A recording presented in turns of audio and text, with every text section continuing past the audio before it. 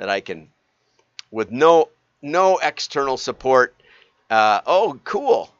That the Style Consultants is on the train in Dallas at the airport, riding or on the train. I'm from the train to Dallas. I don't know what train that is, but anyway, some train. Anyway, so this was a really, really interesting article that you probably won't run across likely.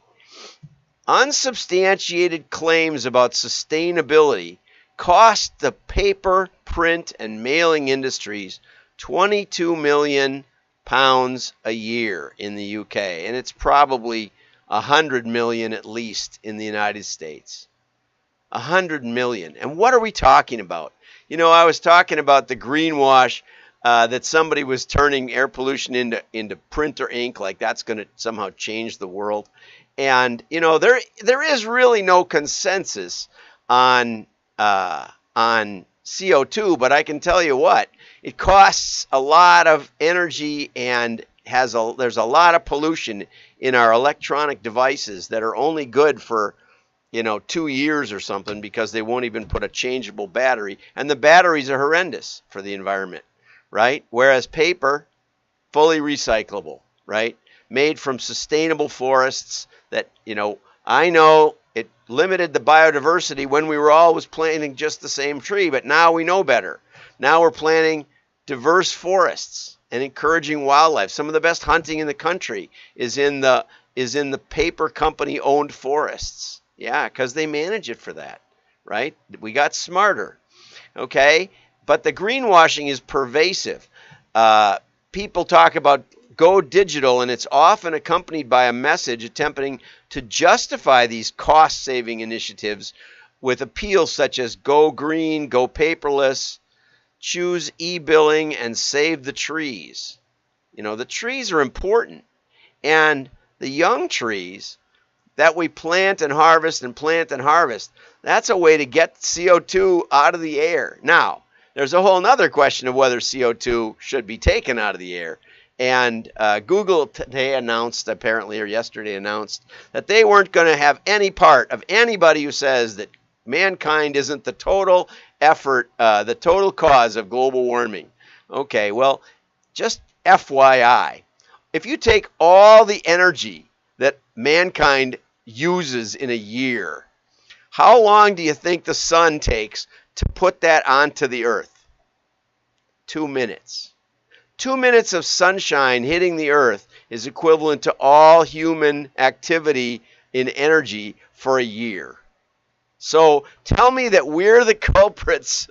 I'm not denying climate change. I'm not denying that humans play a part, especially University of Alabama, Huntsville said 50% of the temperature measurement change is caused by heat islands. They measure in the cities and the nights stay warmer. What a surprise. I knew that from being a kid. I lived out in the country. We go into the city and it'd be warmer at night. Yeah, because the concrete. So yeah, there's there's warming, and if you turn off all the rural temperature thermometers and you change the way we measure by putting the thermometers next to buildings, because now they have to be electronic, so they auto read, and so now they're next to concrete instead of out in a field like they were when I was a kid. Oh yeah, you'll get lots of human-caused global warming. In fact, it's about the biggest propaganda scam in the history. I'm not a denier of it. I believe it. I just told you how humans cause global warming. Well, it's not global warming. It's warming. Climate change? Well, it's weather change. It's something. It's temperature change. Anyway, so this organization called Two Sides, we need somebody like this in the United States. Could anybody think of somebody who could defend mail and paper? Maybe we should fund the WDMA. Why don't you join it? Go down to WDMA.org today and get on the webinar. And if you think I'm completely crazy, that's fine. Come and talk. We have great meetings. They're a lot of fun. They're on Thursday afternoon when you don't really want to work that hard anyway. And Mary England from Amazon Graphics says they're a gold mine. She says they're so good she doesn't even want to talk to anybody and tell them about it. But I'm telling you about it. That's my job. So Two Sides has successfully challenged over 750 global organizations, primarily service providers like banks, utilities, and telecoms. And I mean, amazing, because people don't believe this greenwashing stuff anyway. But the banks will force you to do e-billing and e-transactions. 40% don't want to be forced to switch to digital bills and statements. 38% disbelieve environmental messaging altogether. And every now and then, we have to pick up our statement and we have to say, hey, look, this is real. You printed this, and sorry, my computer got trashed and I don't have any of my emails from history, and so I can't prove anything but I have paper and I have filing cabinets. Anyway, healthy market for forest products such as paper and paper packaging encourages the long-term growth of forests through sustainable forest management and the encouragement of biodiversity. Forests play a critical role in mitigating CO2, although it all cycles around. It's not putting any CO2 into the air that wasn't there at one point. European forests have actually been growing by the equivalent of 15 football pitches every day. I don't know what a football pitch is, but I'm guessing it's a field, because if it were a throw, it might be a throw. That would be cricket. Cricket fields are really big. That would be a big growth in forests. Anyway, let's go on. Walmart is delivering Home Depot goods, and that's like a win-win. Walmart announced in August that they were going to be doing delivery. Now, what's cool about that is that Walmarts have big parking lots, sometimes underground in urban areas, but they already have the parking infrastructure. Why does that matter? Because people come and pick up the packages and take them where they go. That's how Amazon does it, right? They hire lots of little kind of contractors with cars. And one of the challenges for Amazon has been that their main warehouses are out in the country. And as they move closer to the city, they need more parking. And it's a challenge in cities. Walmart already has it. Walmart already has lots of merchandise handling. So this is cool stuff. And I have to tell you, Walmart, I know a guy who was working with Sears back when Walmart was just a little convenience store basically in Arkansas. And they just laughed about Walmart because Walmart was just out in little small towns, like Dollar General is now. Anyway, here was an interesting one. Annoying techniques by direct mail advertisers. I bet you wouldn't find this article if you were anywhere else. 2 tricks by direct mail advertisers that I don't like. One is leaving the outside envelope essentially blank and with no clue who it's from. We get greeting cards like that sometimes. No clue who it's from. And the other is stern-sounding pronouncements that are trying to make the mailing appear official, like official business to be opened only by the addressee. I always like when they quote like postal regulations, and they put, according to government regulation 42.775A, this letter is only to be opened by the recipient, or something like that.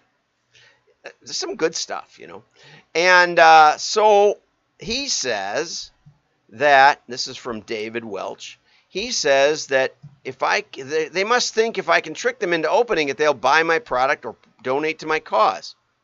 Yeah, that's kind of what we're thinking. We're kind of thinking it's going to stand out from the clutter. Have you ever clicked on something, this is what they look like, imagine what they look like now, or you won't believe what they look like today. And then you go through 40 slides or 140 slides with ads and ads and ads and ads. And you never do get to see, what was her name? Valerie Bertinelli? Or somebody like that. That was one of them I remember not getting to see. And so it's not like digital doesn't have clickbait. It's like rampant. But an advantage in direct mail is that not only can we trick you, but we can test the benefit of tricking you, and we can find out if it's better to put a blank envelope or it's better to put a government official envelope. But as we pointed out last week, when it comes to especially political mail, you want authenticity. And half the time the political mail doesn't even tell what party they're at. It's only trying to get name recognition. So when you go to the polls in a fog, you will remember that name and vote for it. Okay, but anyway, authenticity does matter. And so not only can we in mail tell the difference in how much impact these tricks have, but we can also look back and say who came in, who became a customer or a donor because of these tricks. And we can look at their long-term trend and see if the tricks have a longer lifetime value, a better lifetime value or not. The truth is, most of us don't know what we want. I don't. Maybe you do. And that was the lie about all this AI predicting what you'll want. We can predict what you want. We can personalize what you're going to want tomorrow. No, you can't, because I can't. If I can't, knowing all I know about me, then you can't. So just shut up. But there's so much baloney in marketing, you just can't believe it. Anyway, so oops, I got off on that hobby horse. Okay, so we can track the lifetime value, and we can see whether getting the envelope opened is as important as having authentic communication. And sometimes it isn't. I remember in business to business, there was this theory that if you spent a lot for a lead, so if you bought an ad in the Wall Street Journal and the leads cost you $200 a piece, they were way, way better than the leads that cost us $2 a piece from the card decks. And what we found was they were about the same. We were only going to get about 1 in 10 of the leads. 1 in 10 was going to turn into a viable prospect. Okay, and we did that with very meticulously matched lead qualification. So we would call up all the leads and we would see if they were any good or not. Well, would you rather have a prospect that costs you $20, that's 2 times 10, okay, because we had to throw 9 away. Okay, $20 or $2,000, right? That's 200 times 10. Okay, take your pick. And we decided that the card decks, even though they were less targeted, were much more effective long term because the buyers didn't really know. But sometimes we would get to a good buyer who was just curious about it.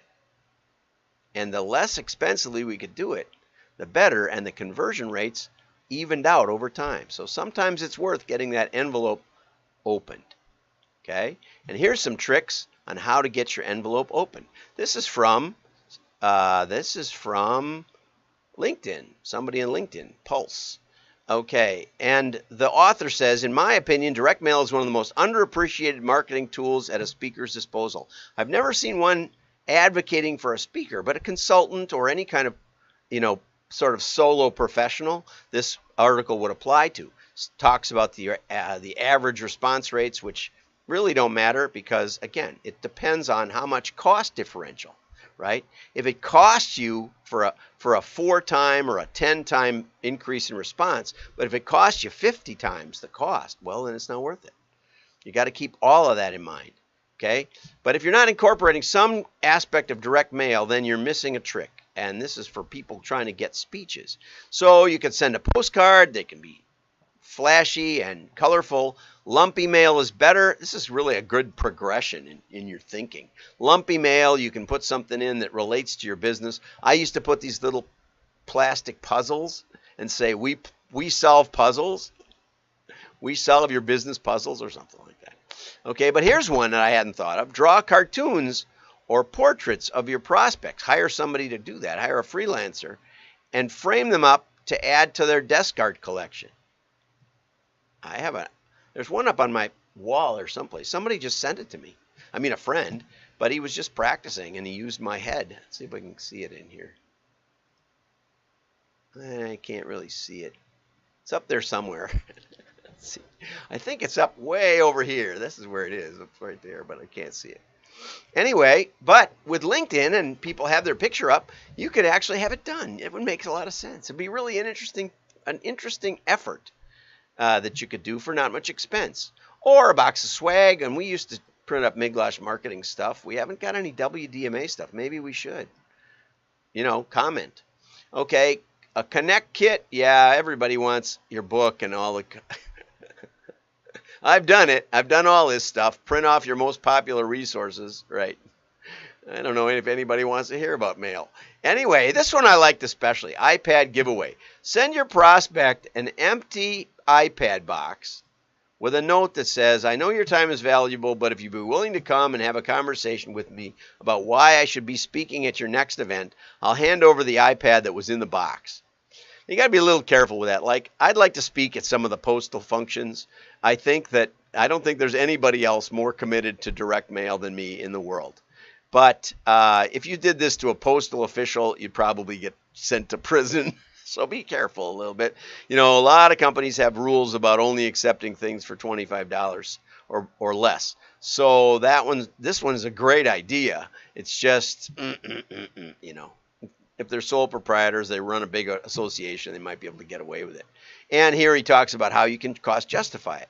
Back in the day, I argued that Blue Cross Blue Shield should send videotapes of a video about the distinctives of working with brokers, insurance brokers.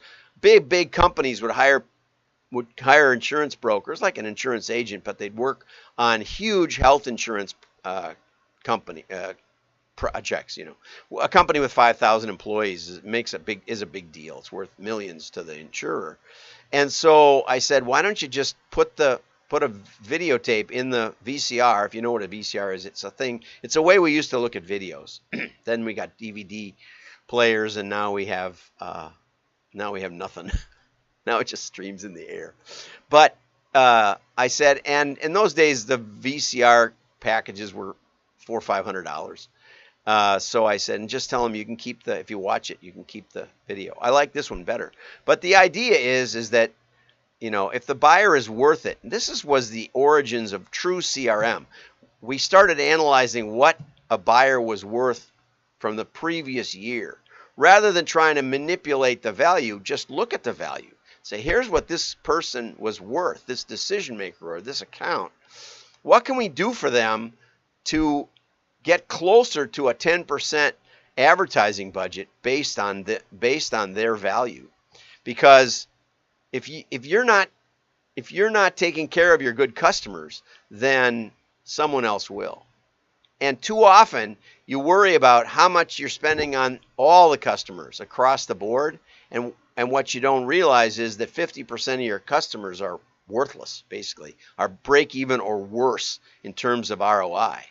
So why spend anything? You got to be very, very careful on that side of the equation. But on the top side, there's almost nothing that you can do that's excessive. Fly them to a resort or something and talk to them about your business. Anyway, this article gets at that concept very, very well. I really, really like it. So I'll be reaching out to the author if I can figure out who they are. Are they on here someplace? I think they're on here someplace. Down. Oops. No, I'll track it down. Anyway, like and share. Your friends will know you're smart. I know I went a little long, but I had a lot of good stuff. I have so much more good stuff. I have more good stuff than I can possibly get to. The style consultant says, yeah, just take the good stuff, but it's all good. Oh, and go over to WDMA and register, and we can have a talk, you and me and the rest of the people coming. We've got a few people signed up that are pretty great. Have a great day. Bye-bye.